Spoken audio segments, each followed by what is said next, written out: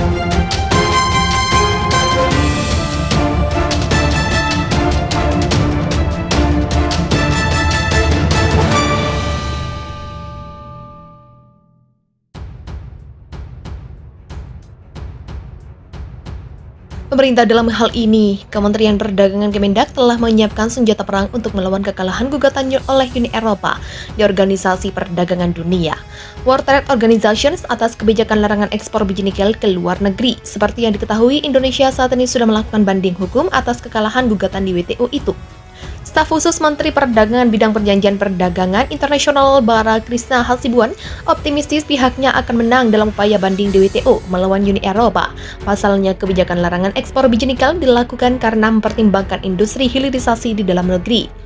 Bara mengungkapkan kekalahan Indonesia terhadap gugatan Uni Eropa di WTO sebelumnya terjadi lantaran industri hilir di Indonesia dianggap belum matang. Oleh sebab itu, guna menghadapi banding yang diperkirakan akan mulai berlangsung pada 2024-2025 mendatang, pemerintah akan memastikan bahwa industri hilir dari produk nikel di dalam negeri sudah kokoh. Nah, sekarang ini kita betul-betul ngebut untuk memperkuat industri terutama yang baterai EV. Nanti diharapkan kalau panel banding terbentuk yang diperkirakan 2024, walaupun itu tidak langsung mendengarkan kasus kita, karena kasus kita ini ngantri di urutan 25.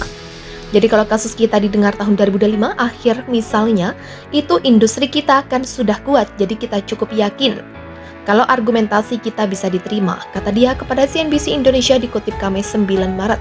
Bara yakin peluang Indonesia untuk memenangkan upaya banding di WTO cukup besar seiring dengan masifnya pembangunan proyek smelter di dalam negeri. Apalagi saat ini pemerintah juga tengah menggenjot ekosistem kendaraan listrik berbasis baterai. Nikel kan diambil dari bumi terus dikirim ke smelter kan udah diolah. Biji nikel itu kan bisa memproduksi besi dan bisa untuk baterai EV. Dua industri ini kan betul-betul kita dorong untuk bergerak lebih cepat, katanya. Presiden RI Joko Widodo menegaskan bahkan bahwa pihaknya tidak akan mundur melawan Uni Eropa di WTO. Dan tahun kemarin atas gugatan itu kita kalah jangan mundur. Kalau kita kalah kemudian kita ragu dan berbelok lagi ekspor bahan mentah sampai kapanpun negara ini tidak akan jadi negara maju. Terang Presiden Jokowi dalam pembukaan workshop nasional Partai Amanat Nasional Minggu 26 Februari. Dari keberanian Jokowi melawan gugatan Uni Eropa di WTO ternyata terungkap satu fakta bahwa Indonesia setidaknya mengulur waktu supaya pengembangan hilirisasi di dalam negeri bisa berjalan.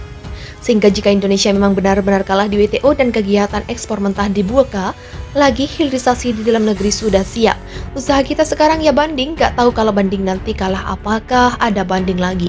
Diberi kesempatannya banding lagi, tapi apa dampaknya saat kita digugat? Banding-banding di industri kita sudah siap. Kalau dibuka industri kita sudah siap, nikel kita sudah siap sekarang ini, ungkap Presiden Jokowi. Asal tahu saja atas kebijakannya melarang ekspor biji nikel dan membangun hilirisasi nilai tambah yang dihasilkan oleh RI. Presiden Jokowi mencatat ekspor biji nikel yang tadinya hanya 17-an triliun melejit menjadi 450-an triliun pada tahun 2022. Dari situlah negara mendapatkan pajak penghasilan PPN, pajak karyawan PNBP, biaya ekspor kalau ikut di perusahaan seperti di Freeport kita dapat dividen, dapat royalti. Dari situ masuk sebagai penerimaan negara. Dari penerimaan negara itulah bisa membiayai pembangunan di desa, bisa menganggarkan bansos jadi alurnya seperti itu, tandas Jokowi.